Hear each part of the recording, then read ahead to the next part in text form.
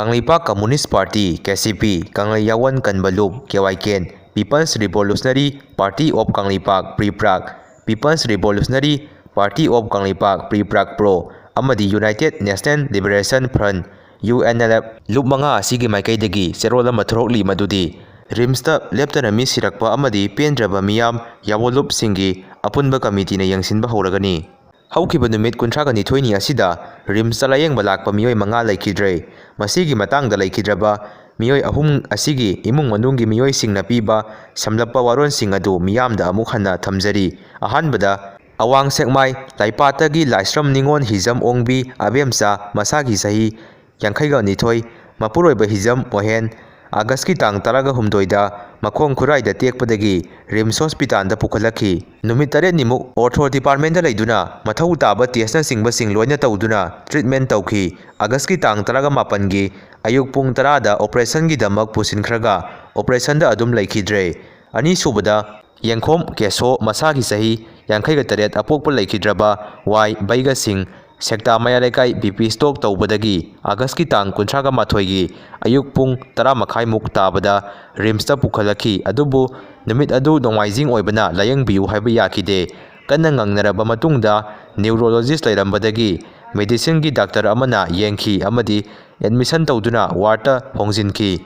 Mathang numit September tang amagi ayuk pung 4 da city scan launaba tawki aduga koina ngairaba matungda tungthengi pung 3:30 rom taba matamda city scan lawki. Asumna city scan launaba honaringaida doctor round lakpasu yengba phangokide. Pung 3:30 da city scan result phanglaba matungda doctor na ICU da thuna pusinaba hairamki CSU iramki adubu ICU da pusinbekide. Asumna nongyai sabuk pung 12 taba matamda keso laikidabani. Ahum subada Goti mayum ongbi rani bala masagi sahi 33 mapuroiba G Achauba Wangkhai Yumlembam Laikai.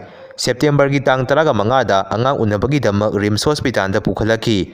September gi tang 9 da patient gi pibam lusilakpadagi patient asigi consultant oiriba Dr. Rameswar yaudana duty tariba Dr. Singna operation tawki. Operation da rani bala laikide. Dr. Rameswar operation loiraga lakhi. Mahakna haibada mangonda duty tariba Dr. Singna matam chana pau pibirakte haibasini. Aduga duty tariba Dr. Singgi maikaidagi haribana Dr. Rameswar piba guideline adugi matung inani haibasini. Mari subada Yambem Sanjoy masagi sahi 52 apokpa laikidraba Yambem Kulla Bamon Kampu Makha Laikai.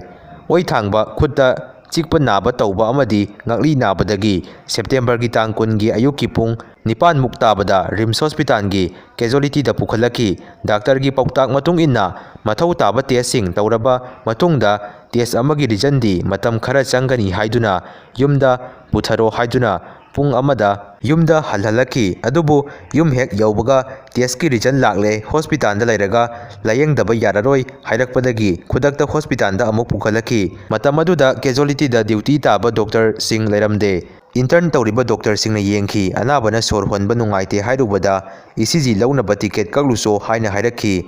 Anabana masa yam nungairaktre haina zeron asida phongdokli. AJM Isnamna soikhre lankhre ngakpiu haina sengdokre. Ngasi Thauban Mela Ground da Rims Hospital da angang unabada laikidraba Singsubam o Nongthongbam Manjugi justice phangalu haiduna ima singna sit in protest ki khongjang changsinkre.